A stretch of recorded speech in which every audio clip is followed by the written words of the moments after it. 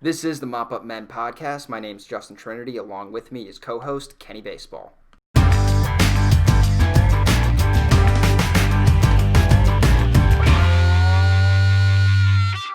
Let's talk about the Chicago Cubs. Big news this week was non-tendering Kyle Schwarber and Albert Almora. And I think this was the first sign of potentially the real downfall of the Chicago Cubs since their 2016 World Championship. Let's go back and talk about 2015. That was their big upstart year.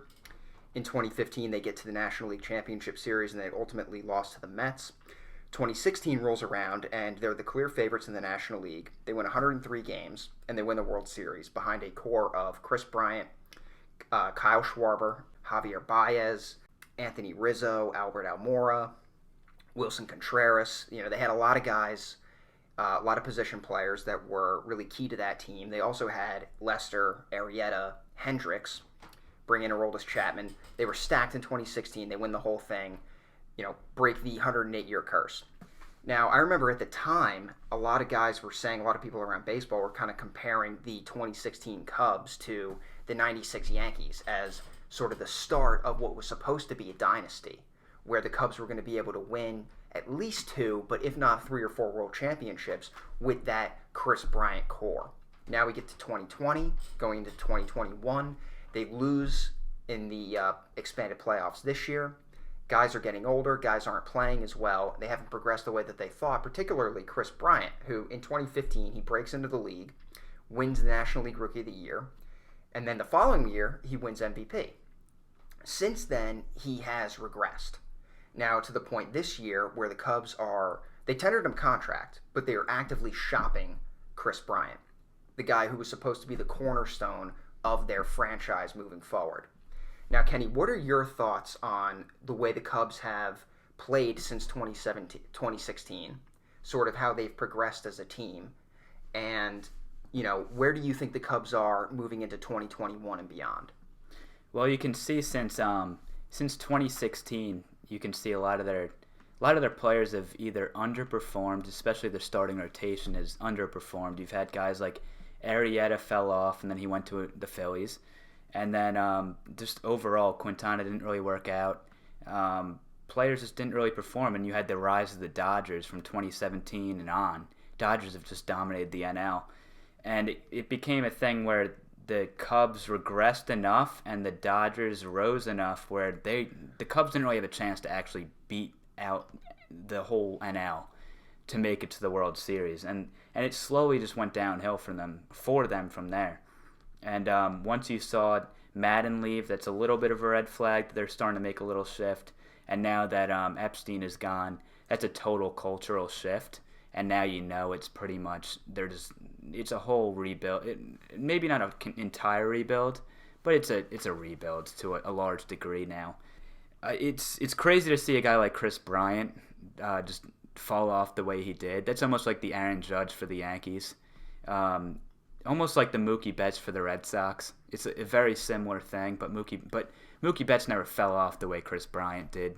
Aaron Judge never really fell off other than getting hurt in the way that Kris Bryant did. Kris Bryant also got hurt a lot. But you kind of mentioned the Mookie Betts, the Kris Bryants, the Aaron Judges. They had they set the bar so high. Yeah. That all of a sudden, you get a guy like Judge, and we talked about him at length last week. The fact that he's only playing 110 games in a season, he's not meeting those expectations that he set. Mookie Betts, the Red Sox financially put themselves in a position where they had to trade their generational franchise player to the Dodgers. So, if you look at Kris Bryant that way, he was supposed to be the next Ron Santo, if you will, the next Ryan Sandberg, the kind of guy where, he kind of, I thought, was going to define a generation for the Cubs, sort of an era for the Cubs. Like when you think of Ernie Banks, you think 1950s, 1960s Cubs. When you think of Ryan Sandberg, you think of the 1980s. I thought Bryant was going to kind of be that guy for them. Right. You thought it would just carry on for at least 5 years or something like that. And then on top of that, you also have Kyle Schwarber hasn't really turned out to what they thought he would turn into. I mean, back when he first came up in 2015, and even playing through 2016, he he showed like immense power, like to the point where he was going to become that guy that would just hit 40 homers a year. He kind of another level kind of player. He never fully turned into that kind of guy. And they non-tendered him. He's now off the team. Which is unbelievable. That's crazy. When he first came up, first of all, he was a number 4 overall pick, and I think it was 2012. 2014. And first couple years in the minor leagues, he tore through the minor leagues. Had an OPS over 1,000. Comes up in 2015, and in 69 games, has an 842 OPS. Now, he gets hurt in 2016, I think in the second game of the season. But then he comes back in the playoffs, and he really hits. He had some huge hits in the World Series. And then he never really kind of regained that.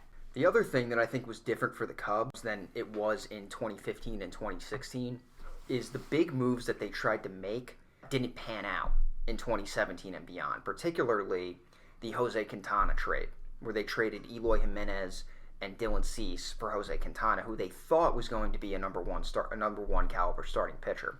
Those were the kind of deals that were working out previously for the Cubs when they traded Gleyber Torres for Aroldis Chapman. Aroldis Chapman ended up helping them win a World Series. A few years earlier, they traded Scott Feldman for Jake Arrieta, which helped them win a World Series. Also, free agent signings. They dumped a lot of money into Tyler Chatwood, who ended up being pretty much a complete bust. And then they signed Yu Darvish to an enormous contract. Now, he had a really good year this year. A okay year last year, but the first year he was basically useless on the mound. And, those are the kinds of years where they needed to win. They needed to get that second championship or at least get to another World Series. So, what do you think is the legacy of the Cubs' 2016 run and sort of beyond that? I think their legacy at this point is they broke the curse, and that's about it. And after they broke the curse, it's whatever happened after that. And it's not, I don't know if in the grand scheme of things down the road, you're going to look at it, and I don't know if you're really going to look back at them as necessarily a failure because they broke an 108-year curse. But if you really look at it, like the specifics of it, they should have been a lot better than they were, as we've been talking about this whole time. And they just haven't been as good as they should have been. And part of that, they got stuffed by a team like the Dodgers in 2017. That team was really good. That team was clearly the best team. They won 108 games in the regular season or something like that. And then after that, they just slowly regressed, and it turned into now it's just like a rebuild at this point. But they broke the curse, and at the end of the day, for Cubs fans, that's all that matters, I think, is that they broke that curse. Yeah, I think the Cubs are in kind of an interesting position right now because the National League Central is so weak, and the Cubs, I think, are sort of at the top of the National League Central.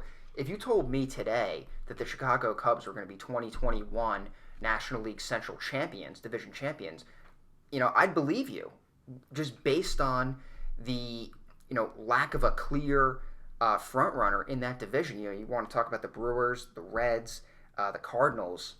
No team really is that much better than the Cubs, and you can even make the argument that the Cubs on paper right now are still the best team. So do you rebuild, or do you take a chance and say, we think we can win a division next year? The problem with going for it in 2021 and maybe adding a couple pieces to make your team, to put your team in the best position to win a division, is that are you really going to get that far in the postseason with the team that you have now? Or are you going to be an 87-win division champion and then get swept in the first round of the playoffs? Because you really aren't that kind of team. What do you think the Cubs are thinking moving into 2021? I think it's one of those things where I think they're going to hold on to all their key pieces unless they get a great deal for each one of them, like Chris Bryant, for example, and Kyle Hendricks.